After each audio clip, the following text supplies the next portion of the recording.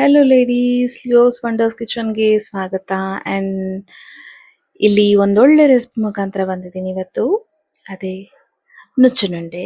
ನುಚ್ಚುನುಂಡೆಗೆ ಏನೇನು ಇಂಗ್ರೀಡಿಯೆಂಟ್ಸ್ನ ನೋಡ ಬನ್ನಿ. ಸ್ವಲ್ಪ ಹೆಸರು ಕಾಳು, ಆಮೇಲೆ 1 ಕಪ್ ತೊಗರಿಬೇಳೆ ಹಾಗೂ ಹೆಸರುಬೇಳೆ, ಮತ್ತು ನಾನೊಂಚೂರು ಕಡಲೆಬೇಳೆ. ಇದಿಷ್ಟು 4 ಬೇಳೆನೂ ಹಾಕಿ ಒಂದು 8 ಗಂಟೆಗಳ ಕಾಲ ನೆನೆಸಿಟ್ಕೊಳ್ಳೋಕ್ಕೆ ರೆಡಿ ಮಾಡ್ಕೋತಾ ಇದ್ದೀನಿ. ಈಗ ಸಾಮಾನ್ಯವಾಗಿ ತೊಗರಿ ಬೇಳೆನ ಬಳಸಿ ಎಲ್ಲರೂ ನುಚ್ಚುನುಂಡೆ ಮಾಡ್ತಾರೆ. ಬೇಕು ಅಂದವರು ಹೆಸರು ಬೇಳೆನೂ ಹಾಕ್ಕೋತಾರೆ. ಆದರೆ ಕಾನ್ಸ್ಟಿಪೇಷನ್ ಪ್ರಾಬ್ಲಮ್ ಆಗಬಾರ್ದು ಅಂತ ನಾನಿಲ್ಲೊಂಚೂರು ಹೆಲ್ದಿ ವರ್ಷನ್ ಆಗಿ ಸ್ವಲ್ಪ ಹೆಸರು ಕಾಳು ಹಾಗೂ ಹೆಸರುಬೇಳೆ, ತೊಗರಿಬೇಳೆ, ಚೂರು ಕಡಲೆಬೇಳೆ ಹಾಕಿ ಪ್ರಿಪೇರ್ ಮಾಡ್ಕೋತಿದ್ದೀನಿ. ಇದಕ್ಕೊಂದು ಇಂಗ್ಲೀಷ್ ವರ್ಷನ್ ಹೇಳೋಣವಾ? ಇದನ್ನೇನಿಲ್ಲ, ಸ್ಟೀಮ್ಡ್ ಲೆಂಟಿಲ್ ಡಂಪ್ಲಿಂಗ್ಸ್ ಅಂತಲೂ ಕೂಡ ಕರೀತಾರೆ. ಸೊ ಈ ಡಂಪ್ಲಿಂಗ್ಸ್ಗೆ ಸಿದ್ಧತೆಗಳು ಮಾಡ್ಕೊಳ್ಳೋಣ ಬನ್ನಿ. ಈ 4 ಬೇಳೆಗಳನ್ನು ಹಾಕಿ ನೀವು 8 ಅವರ್ ಬೇಕಾಗಿಲ್ಲ, ಬಟ್ ನಾನಿಲ್ಲಿ ಸ್ಕೂಲ್ ಪ್ರಿಪ್ರೇಷನ್ಗೋಸ್ಕರ ಪ್ರಿಯರ್ ಆಗೇನೆ ಎಲ್ಲ ನೈಟ್ ರೆಡಿ ಮಾಡಿ ಇಟ್ಕೊಂಡಿದ್ದೀನಿ. ಸೊ ಹಾಗಾಗಿ ಇದು ಚೆನ್ನಾಗಿ ತೊಳೆದುಬಿಟ್ಟು ನೀವು 4 ಅವರ್ ನೆನೆದಿಟ್ಟರು ಪರವಾಗಿಲ್ಲ. ಯಾಕಂದರೆ ಎಲ್ಲ ಬೇಳೆನೂ ನೆನೆಯುತ್ತೆ ಬೇಗ, ಹೆಸರು ಕಾಳು ನೆನೆಯೋದು ಸ್ವಲ್ಪ ತಡ ಆಗುತ್ತೆ. ಹಾಗಾಗಿ ನಾನಿಲ್ಲಿ 8 ಅವರು ನೆನೆಸಿಟ್ಕೊಂಡಿದ್ದೀನಿ. ಇದು ಈಗ ಚೆನ್ನಾಗಿ ನೆಂದಿದೆ. ಇದನ್ನೊಂದು ಸಲ ವಾಶ್ ಮಾಡಿಕೊಂಡು ನೀವು ಬಳಸಿ. ನೆಂದಿರೋ ಎಲ್ಲವನ್ನು ನಾನು ಜಾರಿಗೆ ಹಾಕ್ಕೊಂಡು ಒಂದು 10 ಮೆಣಸಿನ್ಕಾಯಿ ಹಸಿ ಖಾರ ಬಳಸ್ತಾ ಇದ್ದೀನಿ ಇಲ್ಲಿ. ಸೊ 10 ಹಸಿ ಮೆಣಸಿನ್ಕಾಯಿ ಹಾಗೂ ಚೂರು ಶುಂಠಿ ವಾಯು ಹೊಡೆಯೋಕ್ಕೆ, ಕಲ್ಲುಪ್ಪು ಹಾಗೂ ಒಂಚೂರು ಜೀರಿಗೆ, ಇದಿಷ್ಟನ್ನು ಹಾಕ್ಕೊಂಡು ರುಬ್ಕೋಣ. ತರ್ತರಿಯಾಗಿ ರುಬ್ಕೊಳ್ಳೋರು ತರ್ತರಿಯಾಗಿ ರುಬ್ಕೊಳ್ಳಿ. ಬೇಳೆ ಸಿಗಬೇಕು ಅಂದರೆ ನಾನೊಂಚೂರು ಇಲ್ಲಿ ನುಣ್ಣಗೇನೆ ರುಬ್ಕೊಳ್ತಿದ್ದೀನಿ. ಯಾಕೆ ನುಣ್ಣಗೆ ರುಬ್ಕೊಳ್ತಿದ್ದೀನಿ ಅಂದರೆ ಹೆಚ್ಚು ರುಚಿಯಾಗಿರುತ್ತೆ. ಸಾಮಾನ್ಯವಾಗಿ ನುಚ್ಚುನುಂಡೆ ಎಲ್ಲರೂ ಒಂದು ಸ್ವಲ್ಪ ಬಿಡ್ಚೆ ಅಂದರೆ ಗಟ್ಟಿಯಾಗಿ ಹಿಟ್ಟನ್ನು ಕಲಸಿಟ್ಕೋತೀರಾ. ಕೊನೆಯದಾಗಿ ನಾನಿಲ್ಲೊಂಚೂರು ಕೊಬ್ಬರಿನೂ ಸೇರಿಸ್ಕೊತಿದ್ದೀನಿ.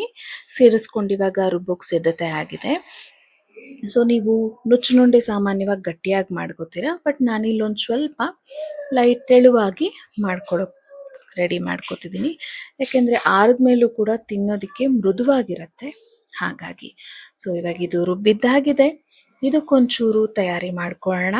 ಒಂಚೂರು ಹೀಗೆ ಕೊಬ್ಬರಿ, ಹಸಿ ಕೊಬ್ಬರಿ, ಸಬ್ಸಿಗೆ ಸೊಪ್ಪು ಹಾಗೂ ಕೊತ್ತಂಬರಿ ಸೊಪ್ಪು ಇದನ್ನು ಹೆಚ್ಕೊಂಡು ಚೆನ್ನಾಗಿ ಕೊಬ್ಬರಿನ ತುರ್ಕೊಂಡು ಸಿದ್ಧತೆ ಮಾಡ್ಕೊಳ್ಳೋಣ ಬನ್ನಿ. ಈ ನುಚ್ಚುನುಂಡೆ ತಿನ್ನೋದ್ರಿಂದ ಯಾವ ರೀತಿ ಇಂಪಾರ್ಟೆನ್ಸ್, ಹೇಗೆ ನಮ್ಮ ದೇಹಕ್ಕೆ ಒಳ್ಳೆಯದು ಅಂದರೆ ಹೆಚ್ಚಿನ ಪ್ರೋಟೀನ್ ಅಂಶ ಇರೋದ್ರಿಂದ, ಪ್ರೋಟೀನ್ ಕೊರತೆ ಇರೋರು ಇದನ್ನು ಸಾಮಾನ್ಯವಾಗಿ ಅವಾಗವಾಗ ಮಾಡಿಕೊಂಡು ತಿನ್ನೋದು ತುಂಬ ಉಪಯುಕ್ತ. ಹಾಗೂ ಇದರಲ್ಲಿ ಹೆಚ್ಚಿನ ಕಾಳುಗಳನ್ನು ಬೆರೆಸಿ ತಿನ್ನೋದ್ರಿಂದ, ಈ ಥರ ಸ್ಟೀಮ್ ಮಾಡ್ಕೊಂಡು ತಿನ್ನೋದ್ರಿಂದ ತುಂಬ ಒಳ್ಳೆಯದು. ಮಕ್ಕಳಿಗೂ ಇದು ಆರೋಗ್ಯಕರವಾಗಿರುತ್ತೆ. ಎಣ್ಣೆ ಕರದ ತಿಂಡಿಗಳಿಗಿಂತಲೂ ಸಾಯಂಕಾಲದಲ್ಲಿ ಇದನ್ನು ಚೂರು ಬಿಸಿ ಮಾಡಿ ಕೊಟ್ಟು ಮೇಲೆ ತುಪ್ಪ ಸವರ್ಕೊಂಡು ತಿನ್ನೋದು ಕೂಡ ಆರೋಗ್ಯಕರವಾಗಿರುತ್ತೆ. ಬನ್ನಿ ಈಗಂತ ಹೇಳ್ತಾ ಚೂರು ಕೊಬ್ಬರಿ ತುರಿದಿಟ್ಕೊಂಡಿದ್ದೀನಿ. ಕೊಬ್ಬರಿ ಹಾಗೂ ಕೊತ್ತಂಬರಿ ಸೊಪ್ಪು ಹಾಗೂ ಸಬ್ಸಿಗೆ ಸೊಪ್ಪನ್ನು ಉದುರಿಸ್ಕೊಳ್ತಾ ಈ ಥರ ತೆಳುವಾಗಿ ನಾನು ಮಾಡ್ಕೊಂಡಿದ್ದೀನಿ. ಈ ತೆಳುವಾಗಿ ಮಾಡ್ಕೊಳ್ಳೋದ್ರಿಂದ ಇದೇನು ಪಾಯಸದ ಥರ ಆಗೋಗುತ್ತಾ ಅಂತ ಅನ್ಕೊಳಕ್ಕೆ ಹೋಗಬೇಡಿ. ಸಾಮಾನ್ಯವಾಗಿ ನಾನು ಇದೇ ರೀತಿ ಮಾಡ್ಕೊಳ್ತಲೇ ಬಂದಿದ್ದೀನಿ. ಯಾವ ಕಾರಣಕ್ಕೂ ಇದು ಕೆಡೋದಿಲ್ಲ. ಆ್ಯಂಡ್ ಏನೇ ಆದರೂ ನುಚ್ಚುನುಂಡೆ ನಿಮಗೆ ಒಂದಿನದ ಮಟ್ಟಿಗೆ ಇರುತ್ತೆ. ಸೊ ಬನ್ನಿ ನಿಮಗೆ ತೋರಿಸ್ತೀನಿ ನಾ ಹೇಗೆ ಮಾಡ್ಕೊತಿದ್ದೀನಿ ಅಂತ. ಇಡ್ಲಿ ಪಾತ್ರೆನ ರೆಡಿ ಮಾಡ್ಕೊಳ್ತಿದ್ದೀನಿ. ಪ್ಲೇಟ್ಸ್ ಎಲ್ಲ ಬ್ರಷ್ ಮಾಡ್ಕೊಂಡು ಎಣ್ಣೆ ಚೆನ್ನಾಗಿ ಸವರ್ಕೊಂಡು ಇಟ್ಕೊಂಡು ಇದಕ್ಕೆ ಉಂಡೆಗಳನ್ನು ರೆಡಿ ಮಾಡಿಕೊಂಡು ಹಾಕ್ಕೋತಿದ್ದೀನಿ. ನೋಡಿ ಈ ರೀತಿ ನಿಮಗೆ ಇವಾಗ ಕಾಣ್ತಿರೋದು ಬೆಂದ ಮೇಲೆ ಹೇಗಾಗತ್ತೆ ಅಂತ ತೋರಿಸ್ತೀನಿ. ಆವಾಗ ನಿಮ್ಗೊಂದು ಕ್ಲಾರಿಟಿ ಬರುತ್ತೆ. ತುಂಬ ಅದ್ಭುತವಾದಂತಹ ರೆಸಿಪಿ, ನೀವು ಮಾಡಿ ನೋಡಿ. ನೋಡಿ ಬೆಂದ ಮೇಲೆ ಎಷ್ಟು ಇದಾಗಿದೆ. ಈ ಥರ ತೆಕ್ಕೊಂಡು ನೀವು ಸಿಂಪಲ್ಲಾಗಿ ತುಪ್ಪ ಸವರ್ಕೊಂಡು ತಿನ್ನಬಹುದು. ಚಟ್ನಿ ಬೇಕು ಅಂದವರು ಚಟ್ನಿ ಜೊತೆ ಕೂಡ ತಿನ್ಬೋದು. ಇವಾಗ ನಿಮಗೆಲ್ಲರಿಗೂ ಒಂದು ಸವಿರುಚಿ ತೋರಿಸೋಣ ಬನ್ನಿ ಹೇಗಿದೆ ಅಂತ. ನೋಡಿ ಎಷ್ಟು ಮೃದುವಾಗಿ ಬಂದಿದೆ. ಈ ಮೃದು ಜಸ್ಟ್ ಹೀಗೆ ಪಿಚ್ ಪಿಚಿ ಅಂತ ಅನ್ಕೋಬೇಡಿ. ಡ್ರೈ ಆದ ಕೂಡಲೇ ಅದ್ಭುತವಾದ ರುಚಿ ಇರುತ್ತೆ. ಇನ್ನು ನಿಮ್ಗೆ ಆ್ಯಕ್ಚುಯಲ್ ಟೇಸ್ಟ್ ಆವಾಗಲೇ ಇನ್ನೂ ಹೆಚ್ಚು ಗೊತ್ತಾಗುತ್ತೆ. ಅದ್ಭುತವಾಗಿದೆ ರೀ ಸ್ನೇಹಿತರೆ, ನೀವು ಕೂಡ ಇದನ್ನು ಮಾಡ್ಕೊಂಡು ಕಮೆಂಟ್ ಸೆಕ್ಷನಲ್ಲಿ ಕಮೆಂಟ್ಸ್ ತಿಳಿಸಿ. ಹಾಗೆ ನೀವು ಹೇಗೆ ಮಾಡ್ತೀರಾ ಅನ್ನೋದನ್ನು ಕೂಡ ನನಗೆ ಪೋಸ್ಟ್ ಮಾಡಿ ತೋರಿಸಿ.